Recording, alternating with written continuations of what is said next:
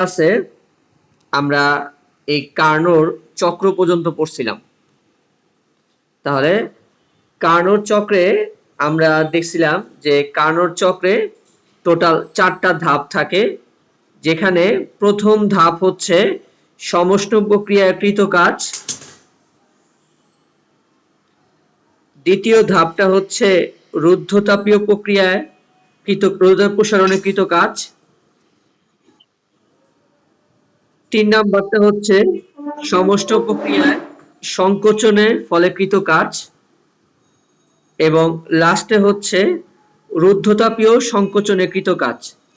এবং এই টোটাল আমার কাজটা ছিল এরকম: WAB plus WBC minus WCD minus WDA। আচ্ছা, তাহলে কার্নোর প্রত্যাবর্তী চক্রের একটা গুরুত্বপূর্ণ ফর্মুলা হচ্ছে, শুধুমাত্র কার্নোর প্রত্যাবর্তী চক্রের জন্যই এই ফর্মুলাটা প্রযোজ্য।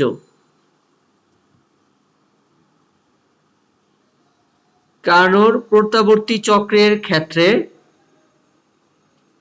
মনে রাখবো ভালো করে ফর্মুলাটা। Q1 ছিল উৎস হতে গৃহীত তাপ ডিভাইডেড বাই Q2 গ্রাহকে বর্জিত তাপ। এই দুইটার অনুপাত হবে উৎসের তাপমাত্রা এবং গ্রাহকের তাপমাত্রার অনুপাতের সমান। শুধুমাত্র কার্নোর প্রত্যাবর্তী চক্র বা প্রত্যাবর্তী ইঞ্জিন এইসব যদি প্রশ্নে বলে, তবেই শুধুমাত্র এই সূত্রটা ইউজ করা যাবে। এবং যে কোনো ইঞ্জিনের, আমরা তাপ ইঞ্জিনের ক্ষেত্রে দক্ষতার সূত্র দেখাইছিলাম 1 minus Q2 by Q1 into 100%। তাহলে যেহেতু Q1 বাই Q2 সমান সমান হচ্ছে T1 বাই T2, তাহলে এখান থেকে তুমি দক্ষতার সূত্র লিখতে পারো 1 minus T2 by T1 into 100%। তাহলে একটা জিনিস মনে রাখবা, এই যে 2 নাম্বার যে সূত্র দক্ষতার, এটা শুধুমাত্র কার্নোর চক্র বা কার্নোর ইঞ্জিন বা প্রত্যাবর্তী চক্রের জন্য প্রযোজ্য। যদি কার্নোর চক্র না বলে প্রশ্নে, যদি শুধু তাপ ইঞ্জিন বলে, তবে দক্ষতা বের করার জন্য তুমি শুধুমাত্র এই সূত্রটা ইউজ করতে পারবা। কিন্তু কার্নোর চক্র বললে তুমি এইটাও ইউজ করতে পারবা, এইটাও ইউজ করতে পারবা। কিন্তু যদি তাপ ইঞ্জিন বলে, তবে শুধুমাত্র এই যে এইটা তাপ ইঞ্জিন বললে এটা ইউজ করা যাবে না। কারণ তাপ ইঞ্জিনের জন্য এই কথাটা সত্য না। কারণ কার্নোর চক্র হচ্ছে একমাত্র আদর্শ প্রত্যাবর্তী চক্র, যার সাহায্যে কোনো ইঞ্জিনের দক্ষতা 100% অর্জন করা সম্ভব। একমাত্র কার্নোর চক্রের মাধ্যমেই 100% দক্ষতা অর্জন করা সম্ভব। তাহলে আবার যে পরে অ্যাড হয়েছে দেখো, এই যে এই সূত্রটা শুধুমাত্র তাপ ইঞ্জিনে ইউজ করা যাবে।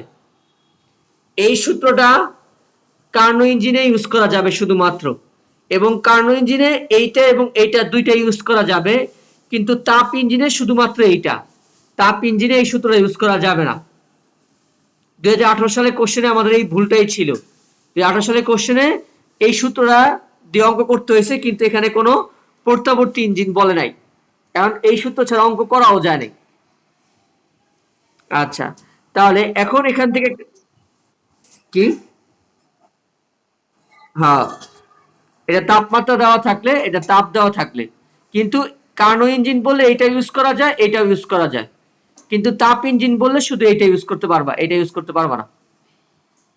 এখান থেকে প্রশ্ন আসে যে কোন ইঞ্জিনের, এই কোশ্চেনটা খাতায় লেখা রাখবা, এই কোশ্চেনটা লেখা আমাকে উত্তরটা লেখা দেখাইবা। কোন ইঞ্জিনের দক্ষতা 100% হতে পারে না, ব্যাখ্যা করো।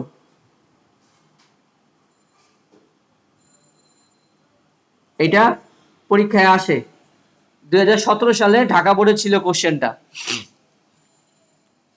এই কোশ্চেনটা পরীক্ষায় আসে, ভালো কইরা এই কোশ্চেনটা আমাকে অ্যান্সার লিখে দেখাইবা 4 নাম্বারের জন্য। এটা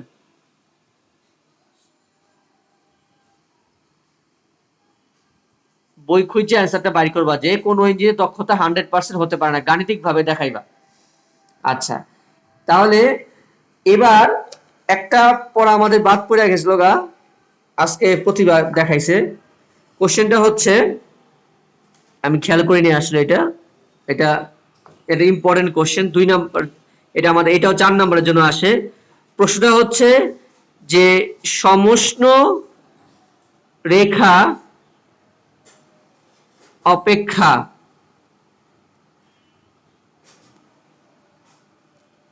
রুদ্ধতাপীয় রেখা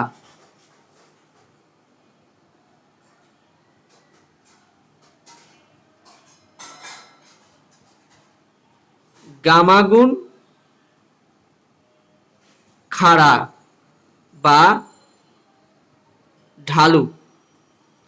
আসলে তোমাকে কোশ্চেনটা যেটা করছে সেটা হচ্ছে যে সমষ্ণ রেখা অপেক্ষা রুদ্ধতাপীয় রেখা যে ঢালটা, সে ঢালটা অনেক শার্প। আচ্ছা, তাহলে ঢাল মানে আমরা যেহেতু এখন ডিফারেন্সিয়েশন খুব ভালো করেই পারি, যেহেতু আমাদের গ্রাফটা ছিল পিভি গ্রাফ, আমাদের সমষ্ণ প্রক্রিয়ার যে গ্রাফটা সেটা হচ্ছে এই ধরনের, আর রুদ্ধতাপীয় রেখার যে গ্রাফটা, রুদ্ধতাপীয় রেখা যেহেতু দ্রুত প্রক্রিয়া বা আকস্মিক প্রক্রিয়া, তো এটার ঢালটা এটার মতো এত বড় হবে না, এটা ঢালটা অনেক সরু মানে খাড়া হবে, এরকম দ্রুত কমে যাবে। সমস্যারেখা যেমন এখানে আস্তে আস্তে পরিবর্তন হচ্ছে চাপের সাথে আয়তনের বা আয়তনের সাথে চাপের, কিন্তু রুদ্ধতাপীয় রেখায় এই চাপের সাথে আয়তনের পরিবর্তনটা খুব দ্রুত ঘটে। তাহলে এখন তোমাকে দেখাইতে হবে যেহেতু এই রেখাটার চেয়ে এই রেখার ঢালটা খুব বেশি, কতটুকু বেশি, এই গামা গুণ বেশি, এটা তোমাকে গাণিতিকভাবে প্রমাণ করে দেখাইতে হবে। আচ্ছা, তাহলে ঢালের সূত্র কি? ঢালের সূত্র আশা করি আমরা সবাই জানি, ঢাল মানে হচ্ছে ডিওয়াই বাই ডিএক্স। ঢাল বলো।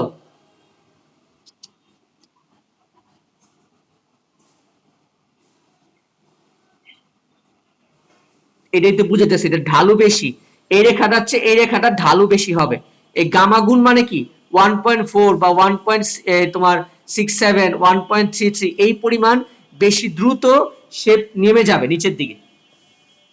এখানে আমরা জানি ঢাল মানে কি ডিওয়াই ডিএক্স, আমাকে এখানে যেটা প্রমাণ করতে হবে সেটা হচ্ছে এই ডিপি বাই ডিভির মান বের করতে হবে। যেহেতু এখানে ওয়াই মানে হচ্ছে পি চাপ, আর এক্স মানে হচ্ছে ভি, তাহলে এখানে ডিওয়াই ডিএক্স এর জায়গায় আমাকে বের করতে হবে ডিপি বাই ডিভি।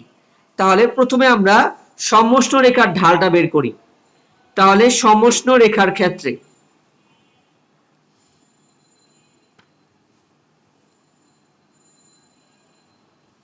সমষ্ণ রেখার ক্ষেত্রে আমরা জানি যে পিভি ইজ ইকুয়াল টু ধ্রুবক, পিভি সমান কনস্ট্যান্ট। অবয় ভালো করে দেখো, অবয় অন্তরীকরণ কিচ্ছু পারো না, ম্যাথ ঠিক মতো করো না তুমি। তাহলে কার সাপেক্ষে অন্তরীকরণ করব? আয়তনের সাপেক্ষে অন্তরীকরণ করব। তাহলে যদি আয়তনের সাপেক্ষে অন্তরীকরণ করি,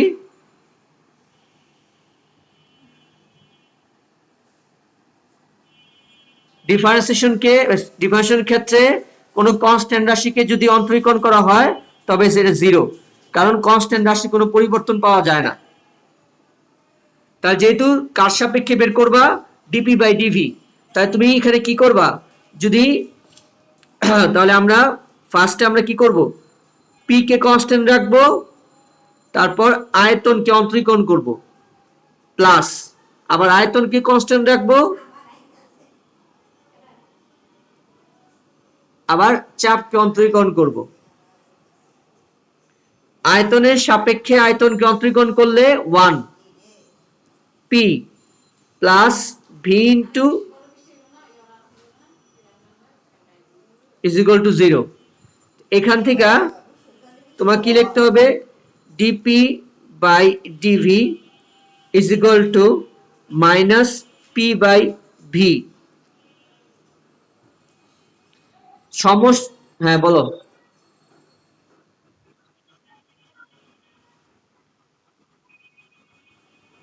হ্যাঁ,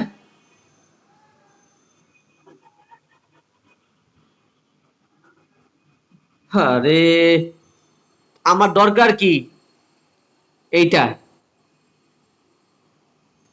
ঢাল কি? DY DX. তার নিচে চাপ দিয়ে কি ঘাস কাটুম আমি? তুই গ্রাফ উল্টা আঁকবি? উল্টা আঁক, না করছে কেটা তোর? রেজাল্ট তো একই আইব। তুই রেজাল্ট তো আলটিমেটলি একই সেম আসবো। তুই তো দুই জায়গায় সেম কাজ করবি। এমনি গাদায় যখন ওই যে গাদা জল পানি গোলায় খায় না, তুই যদি গোলায় খাস, না করছে কেটা? পরিষ্কার পানি খাই আমি, তুই গোলায় পানি খাবি। তুই এদিকে ভি দিবি, এদিকে পি দিবি, তখন ডিভি বাই ডিপি হইব। আলটিমেট রেজাল্ট একই আসবো। কইরা দেখবি বাসায়। বাসায় কইরা দেখবি কোনটা এখানে স্বাধীন রাশি, কোনটা অধীন রাশি, বারবার আমি শিখাইছি। কোনটা কার উপর ডিপেন্ডেন্ট, কোনটা ওয়াই অক্ষে হয়, কোনটা এক্স অক্ষে হয়, এই জিনিসগুলি ভালো করে খেয়াল রাখিস। ম্যাথ পড়ার সময় ভালো করে দেখা বুঝা করিস। আমি তখন দশম অধ্যায়ে পড়াইছি, তখন বারবার বলছি এখানে স্বাধীন রাশি কোনটা আর অধীন রাশি কোনটা। সমষ্ট রেখার যে ঢালটা, সমষ্ট রেখার যেহেতু তাপমাত্রা কনস্ট্যান্ট থাকে, তাই সমষ্ট রেখার ঢালটাকে আমরা নোটিফাই করব এখানে নিচে একটা তাপমাত্রা মানে টি এর প্রতীক দিয়া। এখানে তুমি চাইলে 1 2 দিয়েও করতে পারো। আমরা বইয়ের মতো এখানে টি দিলাম, কারণ এখানে সমষ্ট প্রক্রিয়ায় তাপমাত্রা কনস্ট্যান্ট। অভয় ভালো করে দেখবা। এবার রুদ্ধতাপীয় প্রক্রিয়ার ক্ষেত্রে, হ্যাঁ, রুদ্ধতাপীয় প্রক্রিয়ার ক্ষেত্রে, রুদ্ধতাপীয় প্রক্রিয়ার ক্ষেত্রে P V to the power gamma is equal to ধ্রুবক। এটা আমরা প্রমাণ করছি। এবার এটাকে আমরা কি করব? ভি এর সাপেক্ষে অন্তরীকরণ করব। ভালো করে খেয়াল করো। পি কে কনস্ট্যান্ট রাখলাম, V to the power gamma, V to the power গামাকে সামনে আনলাম, পি কে অন্তরীকরণ করলাম। ভি টু দি পাওয়ার গামার ডিফারেন্সিয়েশন যদি জানো, মনে থাকে আশা করি, এই পাওয়ারটা সামনে চলে আসবো, আর ভি এর পাওয়ার এক কমে যাব।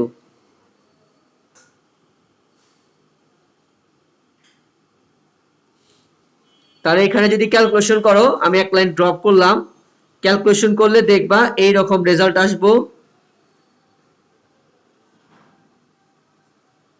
নর্মাল এখানে জাস্ট খালি V to the power gamma common নিবা, V to the power gamma বাদ দিয়ে দিবা ওই পক্ষ থেকে, কারণ আয়তন তো জিরো হইতে পারে না। V to the power common, V to the power gamma common নিবা, ভি টু দি পাওয়ার গামাটা বাদ দিয়ে দিবা, তাহলে এখানে এই রেজাল্টটা চলে আসবো। তাই এটা হচ্ছে 1 নম্বর সমীকরণ সমষ্ট প্রক্রিয়ার ক্ষেত্রে। আর রুদ্ধতাপীয় প্রক্রিয়ার ক্ষেত্রে আমরা এখনো যেটা কনস্ট্যান্ট থাকে, মানে এন্ট্রপি যেহেতু পড়ি নাই, তাহলে আমরা এখানে জাস্ট খালি বলবো যেহেতু রুদ্ধতাপীয় প্রক্রিয়ায় তোমার তাপের আদান প্রদান শূন্য থাকে, এই জন্য আমরা এটাকে কিউ দিয়ে দিলাম। এটা হচ্ছে রুদ্ধতাপীয় প্রক্রিয়ার ক্ষেত্রে ঢালটা মান। তাহলে এবার কম্পেয়ার করি, মানে ভাগ করে দেই। 2/1। 2 নংটা হচ্ছে উপরে যাইব রুদ্ধতাপীয় রেখার ঢাল, কারণ যেহেতু এটার মানটা বড় আসবো, আর নিচে আইব সমস্য রেখার ঢাল। তা যদি এই সমীকরণটাকে ভাগ করো, P by V, P by V কাটাকাটি যাবো গা, মাইনাস মাইনাস কাটা যাবো, শুধু এখানে থাকবো গামা। তাহলে এখান থেকে রেজাল্ট আসে DP by DV Q gamma DP by DV T. এটাই হচ্ছে তোমার প্রশ্নটার উত্তর, যে রুদ্ধতাপীয় রেখার ঢাল সমস্যা রেখার ঢাল অপেক্ষা গামা গুণ খাড়া। এই কোশ্চেনটা কিন্তু পরীক্ষায় অনেকভাবে আসতে পারে। তোমার যদি এখানে এমন গামার মান দিয়ে দিব, তখন গামার মান দিয়ে এটা বাইর করতে কইব, যে দেখাও যে এই গ্যাসটার ক্ষেত্রে বা এমসিকিউতে আসে যে রুদ্ধতাপীয় রেখা সমস্যা রেখার অপেক্ষা কত গুণ খাড়া বা কত কত গুণ ঢালু। এই কোশ্চেনটা ভালোভাবে পড়বা। আচ্ছা, তাহলে এবার, হ্যাঁ,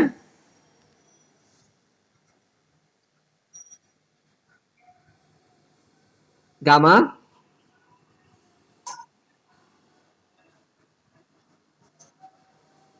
মনে করো তোমাকে বললো যে এক পরমাণু গ্যাসের ক্ষেত্রে দেখাও এই গামার মানটা তো জানো, দ্বি পরমাণু গ্যাসের ক্ষেত্রে দেখাও, ত্রি পরমাণু গ্যাসের ক্ষেত্রে দেখাও। হ্যাঁ হ্যাঁ, খালি গামার মানটা বসাই দিবে আর কিছু না। প্রমাণটা একই থাকবো, খালি গামার মানটা বসাই দিবে আর কিছু না।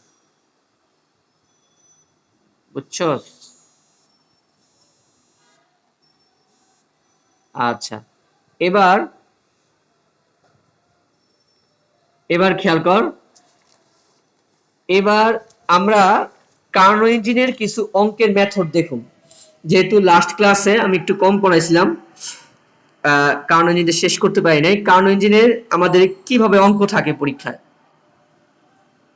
আচ্ছা, কার্নো ইঞ্জিনে খুব একটা কমন প্রশ্ন হচ্ছে, একটু ভালো করে খেয়াল করবা যে কার্নো ইঞ্জিনের আমাদের মূলত চ্যাপ্টার আমরা শেষ দিকে এসে পড়ছি, আমাদের খালি একটা পার্ট বাকি রয়েছে, সেটা হচ্ছে এনট্রপি। কার্নো ইঞ্জিনের দক্ষতা কিভাবে বৃদ্ধি করা যায়, কার্নো ইঞ্জিনের দক্ষতা কিভাবে বৃদ্ধি করা যায়। আচ্ছা, একটা ইঞ্জিনের দক্ষতা আমরা দুই ভাবে বৃদ্ধি করতে পারি। একটু যার যার খাতা আছে লেখা নাও। কার্নো ইঞ্জিনের দক্ষতা বা যে কোনো ইঞ্জিনের দক্ষতা দুই ভাবে বৃদ্ধি করা যায়। একটা হচ্ছে উৎসের তাপমাত্রা,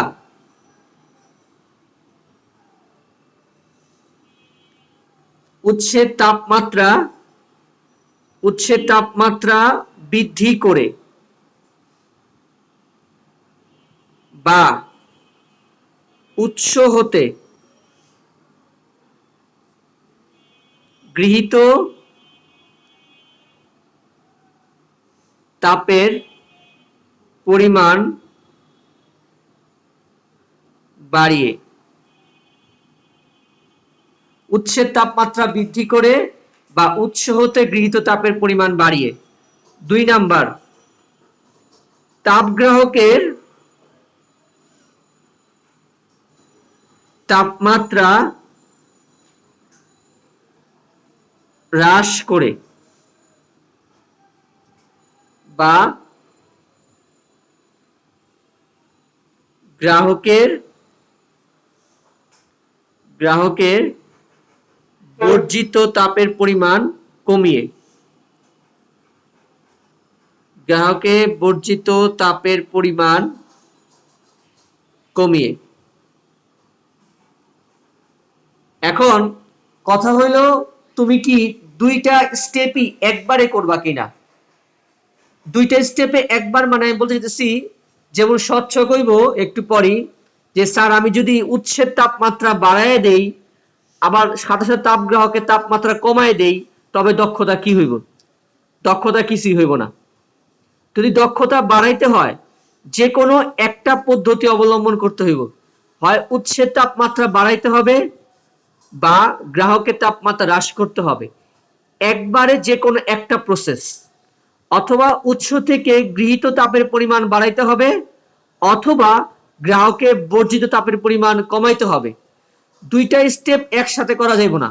যখন তুমি উৎসের তাপমাত্রা বাড়াইবা তখন গ্রাহকের তাপমাত্রা কোনো চেঞ্জ করতে পারবে না, যা দেওয়া থাকবে প্রশ্নে সেভাবেই করতে হইব।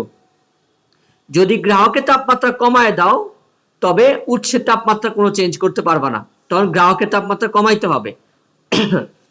আচ্ছা, তাহলে এখন আমরা একটা কোশ্চেন দেখি। কোশ্চেনটা হচ্ছে তোমার, এবার আসছে এটা দিনাজপুর বোর্ড 19 এর 4 নাম্বার কোশ্চেনটা আমি সলভ করুম। সবাই একটু ক্যালকুলেটর সাথে রেখো, আমি ক্যালকুলেটর নাই আমার সামনে। দিনাজপুর 19-এর ঘ নাম্বার কোশ্চেনটা।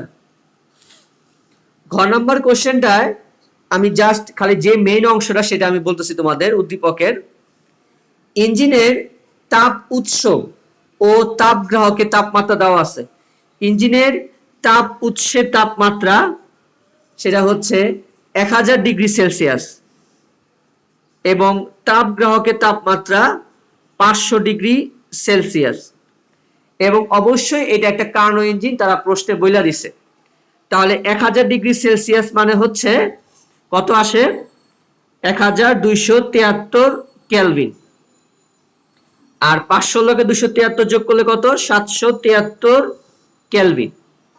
ওকে, আচ্ছা, এখন খ নাম্বারটা প্রশ্নটা বলছে যে উদ্দীপকের ইঞ্জিনের তাপ উৎসের তাপমাত্রা বাড়ানোর চেয়ে তাপ গ্রাহকের তাপমাত্রা সমপরিমাণ কমালে দক্ষতা দক্ষতা আরো বৃদ্ধি পাবে। মানে তুমি উৎসের তাপমাত্রা যে পরিমাণ বাড়াইবা, যদি গ্রাহকের তাপমাত্রা তুমি সেই পরিমাণ কমাও, তবে দক্ষতা তত বেশি বৃদ্ধি পাবে। তাহলে কত বাড়াবো? অঙ্কটা অনেকভাবে করা যায়।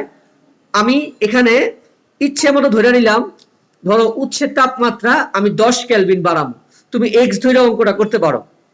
আচ্ছা, তাহলে ফার্স্টে আগে তুমি নরমালি দক্ষতা বাইর করে নিবা যে আসলে অ্যাকচুয়াল ইঞ্জিনটা দক্ষতা কত, একটু ক্যালকুলেটরের সাথে রাখো। যেহেতু কার্নো ইঞ্জিন, তাহলে আমরা সূত্র ইউজ করব T2/T1 ইন্টু 100%।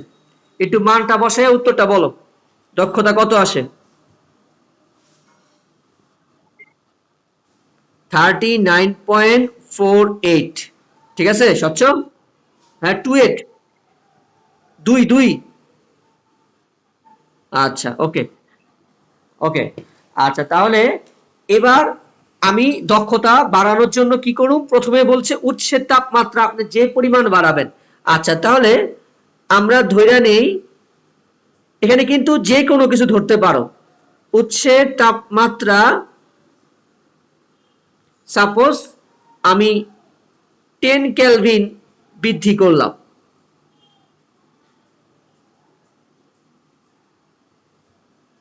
এখানে তুমি 10 ধরো, 20 ধরো, যাই ধরো না কেন ইচ্ছা। উৎসের তাপমাত্রা 10 কেলভিন বৃদ্ধি। উৎসের তাপমাত্রা কত আসবো তাহলে? ছিল 1273, হয়ে যাব 1283। আমি আগেই বলছি যদি উৎসের তাপমাত্রা বাড়াই তবে গ্রাহকের তাপমাত্রা কিন্তু কোনো পরিবর্তন করুন না, মানে 773 কেলভিনই থাকবে। তাহলে স্বচ্ছ এবার অ্যান্সারটা আরেকবার বলো, এটা কত আসে?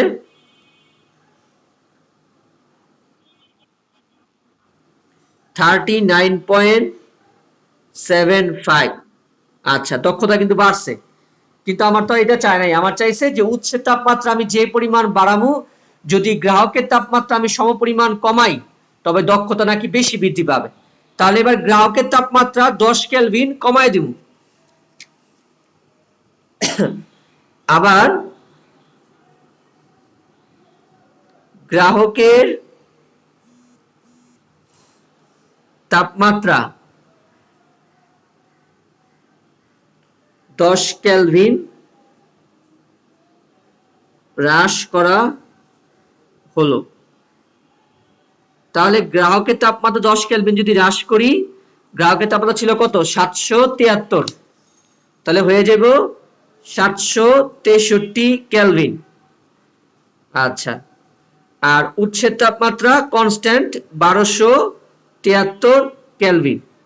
তাহলে আবার স্বচ্ছ একটু কষ্ট করো আমাদের জন্য, 1 মাইনাস T2'/T1 ইন্টু 100%। দেখো 40.06। তার মানে কোশ্চেনে যা আছে ঠিকই বলছে। এখন কথা হচ্ছে কেন কেন এই ঘটনাটা ঘটে। এখানে একটা জিনিস মনে রাখবা, আমি যখন কার্নো চক্র বলছি, কার্নো চক্রে কিন্তু বারবার বলা হয়েছে যে একটা সিস্টেম যে পরিমাণ কাজ করবে সেই পরিমাণ তাপ উৎপন্ন হবে, বা যেই পরিমাণ তাপ উৎপন্ন হবে যে পরিমাণ তাপ দিব সেই পরিমাণ কাজ পাবো। অর্থাৎ এখানে দক্ষতা 100%। একটা ইঞ্জিন, হ্যাঁ তোমরা কইতে পারবা, আমার হাতে ক্যালকুলেটর নাই। ঝাগো চেক করে দেখো কত আসে বল। ঠিক আছে, আচ্ছা আচ্ছা, আমি জানি স্বচ্ছের প্রতি একটু ভরসা আছে। রিনি মনে কোথাও ভুল করছো, আর কিছু না।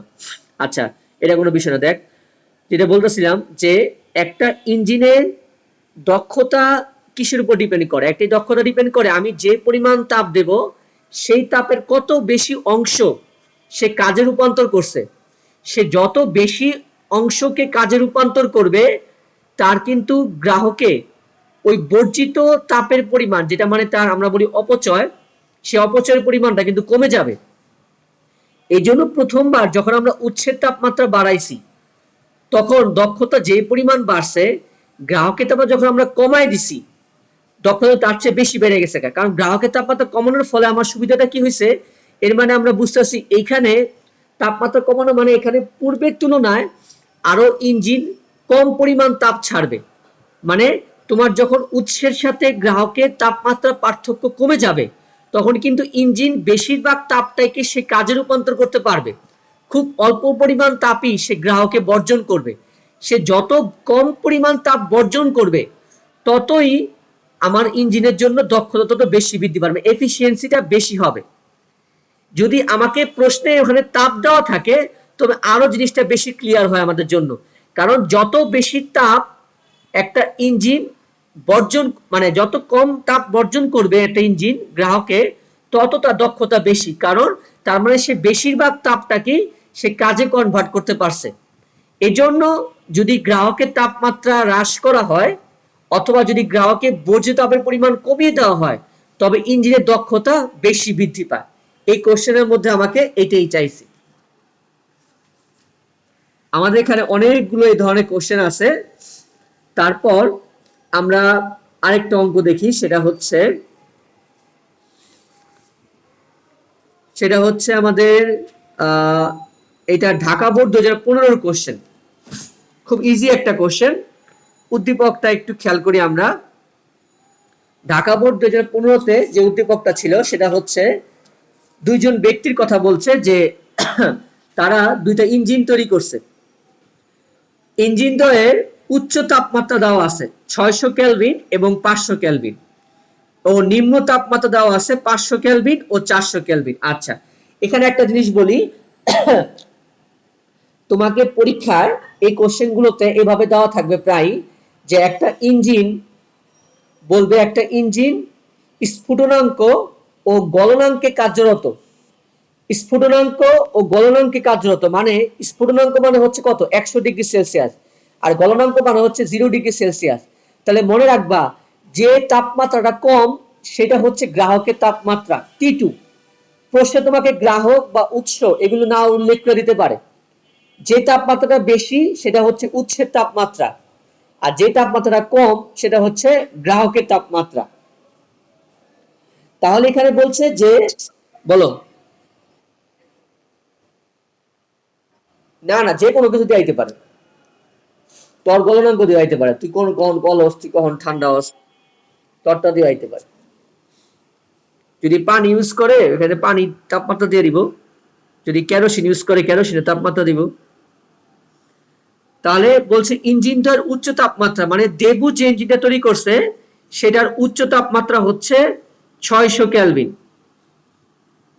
আর আরেকজন যেটা জিম তৈরি করছে হচ্ছে 500 কেলভিন।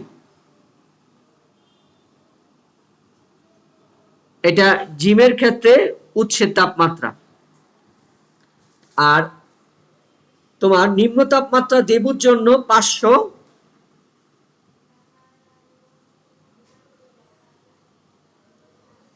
আর জিমের জন্য 400। এই জিমের কি খবর রে? জিমের তো দেখা সাক্ষাৎ নাই। জিমকো ঠিক আছে এলাকা?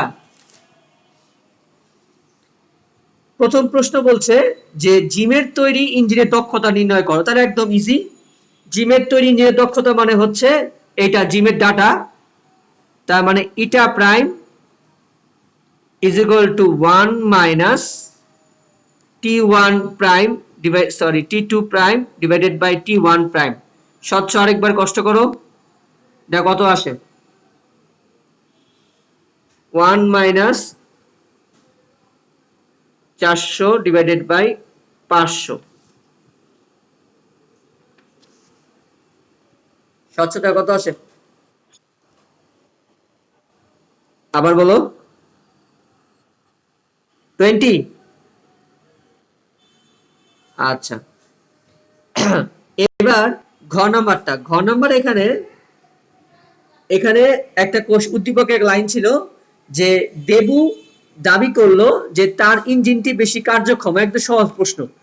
তাহলে ঘ নাম্বার চাইছে যে দেবুর দাবি সঠিক কিনা, তাহলে দেবুর দক্ষতা বাইর করে দেখাইলে চলবো যে দেবুর দাবিটা সঠিক কিনা।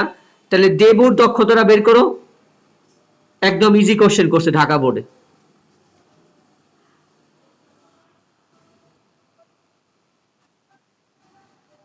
হ্যাঁ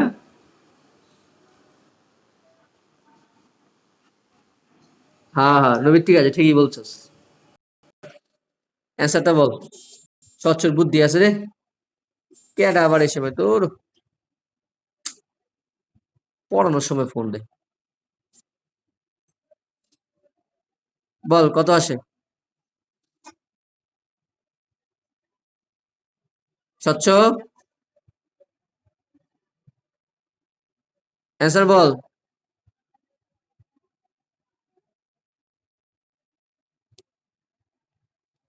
স্বচ্ছ কই গেল গা? এই অ্যান্সার করছ না কে রে?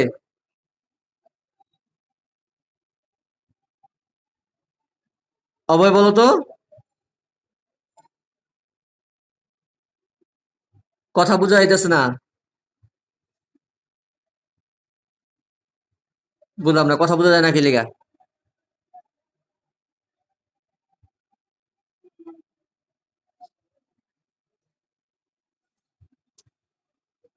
নেট সমস্যা করতেছে নাকি? নেট মনে প্রবলেম করতেছে। 16.67%। নেটটা সমস্যা করতেছে। ওই মাঝখান দিয়ে ফোন আইলি বিরক্তিকর লাগে, হ্যাঁ। 16.67।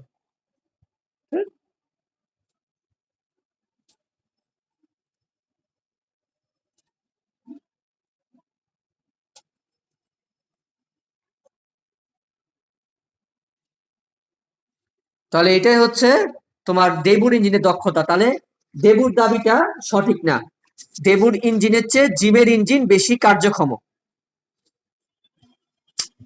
আহ আহ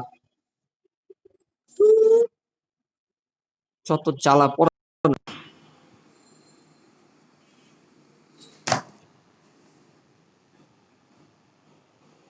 হ্যাঁ,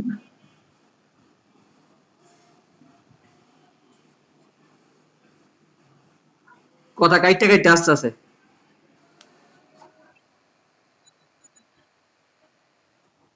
না না, নেটওয়ার্কে যে মাঝখানে ফোন আসলে ডিস্টার্ব করে, মানুষজন ফোন দেওয়ার সময় পায় না। কখন ফোন আসলে সব দুনিয়া শেষ হয়ে যাবে। যত ফোন দেয় লাগে, ধর আমি ঘুমানোর সময় ফোন দিব। আচ্ছা, এবার আরেকটা কোশ্চেন, সেটা হচ্ছে তোমার, হ্যাঁ, দিনাজপুর বোর্ড 17। আচ্ছা, আমার কথা বোঝা যাইতেছে তো? নেটওয়ার্ক সমস্যা করতেছে কি রে? আচ্ছা, আমি লিঙ্ক আবার দিতেছি কারণ টাইম শেষ হইতেছে গা। আমি লিঙ্ক নতুন করে দিতেছি, নেটওয়ার্ক মানে ডিস্টার্ব করতেছে। নতুন করে লিঙ্ক দিয়ে আবার ঢোক আবার।